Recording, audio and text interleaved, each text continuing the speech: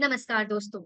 बहुत समय पहले की बात है। एक छोटे से गांव में हरीशचंद्र नाम का एक युवक रहता था। बाहर से देखने में वह सीधा साधा और मेहनती लगता था, लेकिन अंदर ही अंदर वह चालाकी और धोखेबाजी में माहिर था। उसका सपना था जल्दी से जल्दी अमीर बनना, चाहे रास्ता सही हो या गलत। एक दिन उसे पता चला कि गांव के पास एक अमीर साधु तपस्या कर रहे हैं और उनके पास बहुमूल्य रत्न और सोना है। हरिश्चंद्र के मन में लालच आ गया। उसने एक योजना बनाई कि वह किसी तरह साधु को बेवकूफ बनाकर उनका धन चुरा लेगा। रात होते ही हरिश्चंद्र चुपचाप जंगल की ओर चल पड़ा।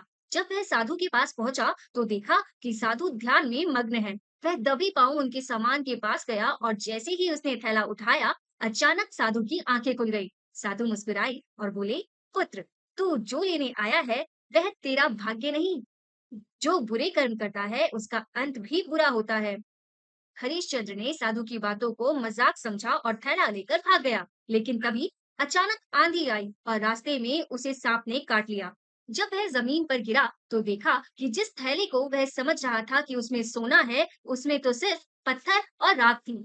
हरिश्चंद्र को अपने किए हुए पर बहुत पछतावा हुआ, लेकिन अब बहुत देर हो चुकी थी। उसने आखिरी सांस लेते हुए सोचा, काश मैंने बुरे रास्ते को नहीं चुना होता, तो आज मेरा अंत ऐसा नहीं होता। तो दोस्तों, इस कहानी से हमें ये सीख मिलती है कि बुरे काम का नतीजा हमेशा बुरा ही होता है। लालच और गलत रास्ता अंत में विनाश की ओर ही ले जाता है। धन्यवाद दोस्तों। मिलते हैं हमारी अगली कहानी।